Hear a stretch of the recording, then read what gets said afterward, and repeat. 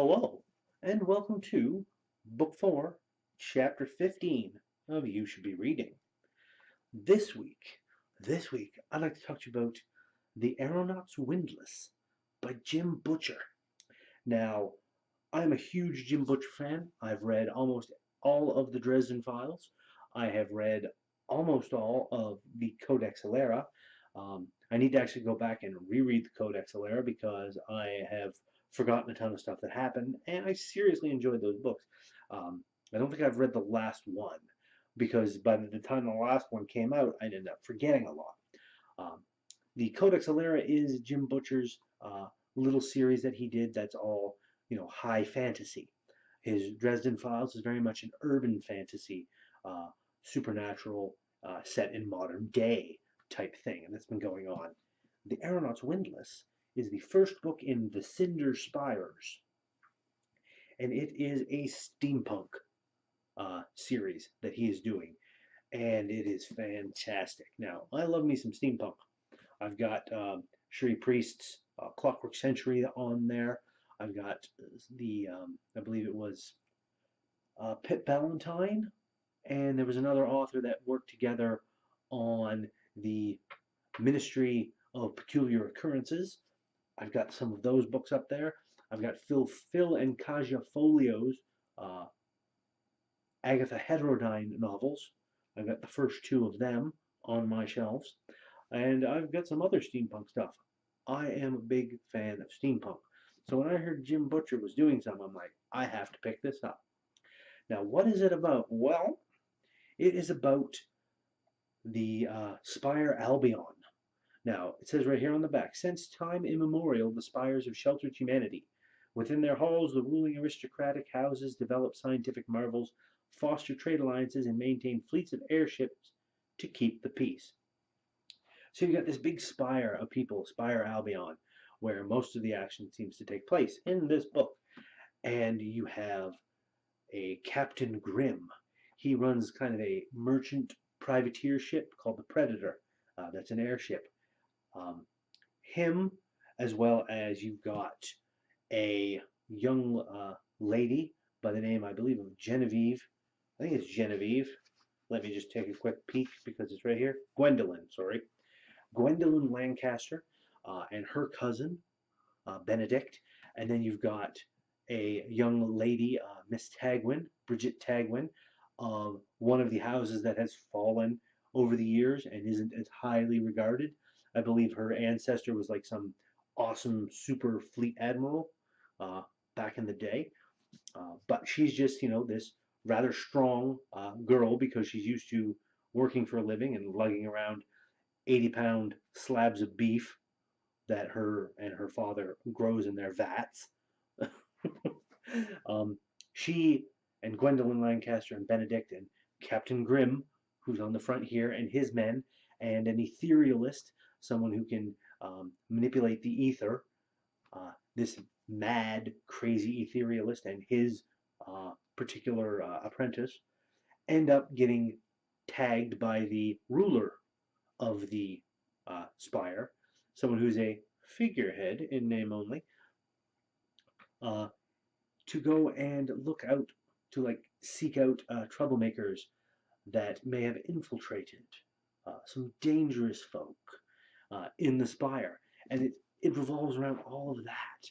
And there's also a cat named Raoul that can talk.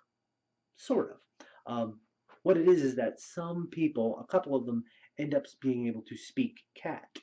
And the cats are intelligent, rather frightfully so. So you get a good opportunity of the cat, this cat, it's basically just a cat that is talking.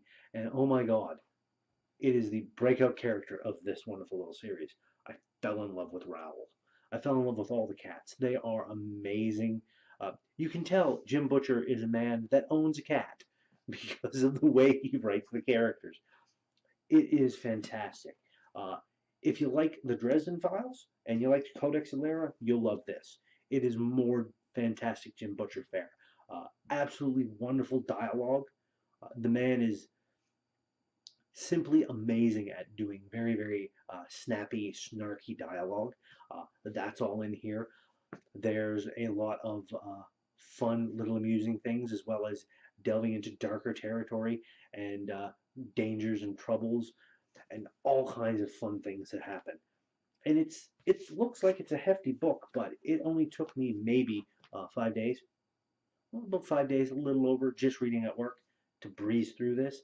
It is not a hard read at all. It's very, very easy. I know there's a lot of people that probably think that Mr. Butcher is kind of a bit of a fluffy writer in a way.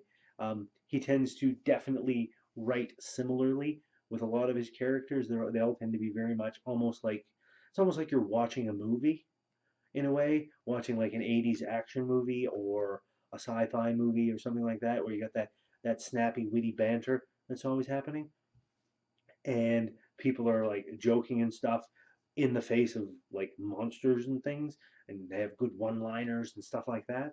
Uh, yeah, he definitely does have that, but that's the appeal, at least to me, anyways. That's the appeal of this wonderful man and his words. I quite enjoy him, and I think you all will too. If you do like the Dresden Files, I think you will like the Aeronaut's Windlass, uh, the first book in the Cinder Spires. So I'm definitely looking forward to the next ones that come out. I will be voraciously devouring them when they do. I'm going to leave that here. So until next time, my friends, please give that like button a tap if you like what I'm doing. Uh, don't forget to give that subscribe button a tap as well if you haven't already, so you can be kept apprised of when I do new videos. Usually try and get at least one video out a week, if not more. And throw a comment in the comment section. If you read the Aeronaut's Windlass, if you read the Codex Alera or the Dresden Files or anything else Jim Butcher has written down, give me a shout in that comment section. Let's get a discussion going, because I can talk about certain things for days and days. And don't forget to tune in this Thursday coming up for a very special episode of You Should Be Reading. Yes, a midweek, well, sort of mid to late week episode of You Should Be Reading that will be coming out on September 29th. That is going to be the second anniversary of my channel going live. That's right, the very first You Should Be Reading was up on YouTube September 29th, 2014. So I'm celebrating it this Thursday by putting a very special video live.